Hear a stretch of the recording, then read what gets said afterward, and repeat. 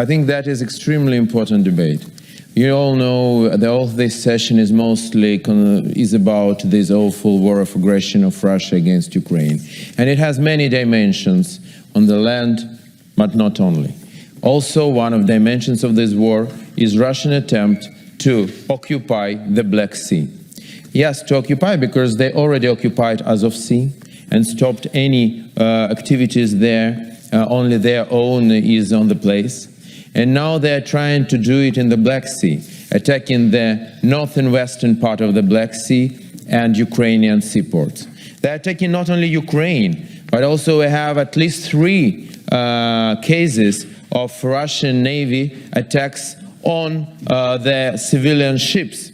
First is Millennium Spirit, tanker with a chemical cargo under flag of Moldova, which is a member state of our organization. Second is Namura Queen under flag of Panama. It was attacked by a missile and it was hit by a missile. And third is Turkish ship Jupiter, which was shelled and damaged by Russian Navy. As the result, the sea trade of Ukraine through Black Sea is completely stopped. Before the war, 75% of Ukrainian foreign trade was made through seaports, which is more than 150 million tons, just imagine. Seaports also handled more than 90% of Ukrainian agricultural export. And yes, agricultural export is the main issue today, because that is influencing food security in the whole world. I will give you just several numbers. Ukraine and Russia together generated, before the invasion, 30% of world exports of wheat and barley, 18% of corn export, and 80% of sunflower oil. That's why today we have a rise of prices in the supermarkets throughout the whole Europe. We have the rise of prices on sunflower oil, it's absent. We have the prices on the beer because of barley, of the bread because of wheat, and it's here in Europe where people still can afford it, but it's difficult for people. But let's go ahead and think what is happening in other countries.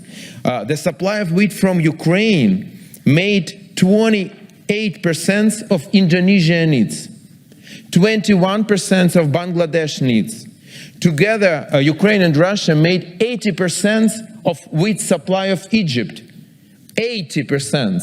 The country with more than 100 million population. What is ahead of us? Hunger riots, starving, millions of people dying from the hunger. And millions of refugees, new wave of refugees. And where will they go? It's clear, first of all, to the countries, member states of the Council of Europe.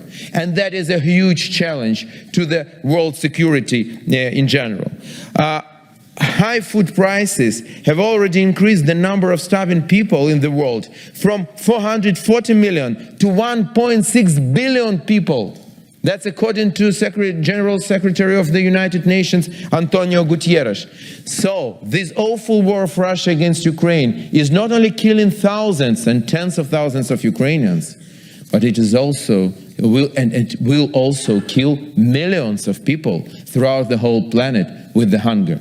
In 1932-1933, Stalin and Soviet Russia organized a genocide of Ukrainian people, Holodomor, where from 3 to 5 million of Ukrainians died starving. And now Putin, as a good student of Stalin, is making the same Holodomor, genocide, food attack, but on the whole world.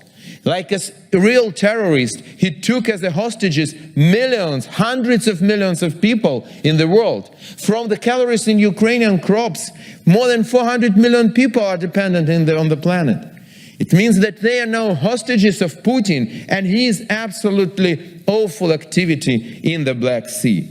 And the main thing that Ukraine is trying to do our best to send our crops by other ways, by railway, by outer routes. But I can tell you that unfortunately it's impossible for us to replace the seaports. We are trying our best, but still we are making up to 20–25% of our monthly export before, because we can't replace in short term seaports and the sea. So what should be done? I think that is the most important. First of all, you are all parliamentarians. Please address your governments to react and to react. We need to find solution. It can be convoys, protecting the ships with the grain coming from Ukrainian ports, together with providing Ukraine by the weaponry which will stop Russian Navy activity in the northern western part of the Black Sea. That is the first option. Second option, every day millions of barrels of Russian oil is crossing Bosphorus. Why are we not using this leverage? And I address to Turkey and other member states of NATO and our Council of Europe. If we can say to Russia, either Ukrainian grain and your oil is passing through Bosphorus, or nothing is passing. If you are disrupting humanitarian situation on the whole planet, we will react, and we should say this. And the decision should be found very quickly, because new harvest collection already started in Ukraine. And in 1 month, the situation would be even much worse. Ukrainian farmers don't have storages where to store the grain, don't have finances to finance the campaign. That's something we should do now. And I address to you, next week will be NATO summit in Madrid, and your governments can react, and I'm sure should react, from humanitarian reasons, first of all. And last but not the least, our organization. I believe that Council of Europe should react too. I think that we should not disappear for several months now till October. I propose to the President and to the Bureau, tomorrow will be Bureau, to make a special session of PACE end of July, not here in Strasbourg. Better, the best option is in Odessa, my native city, which is the biggest city on the Black Sea. If security does not allow, Romania, Bulgaria, Turkey, let's do it.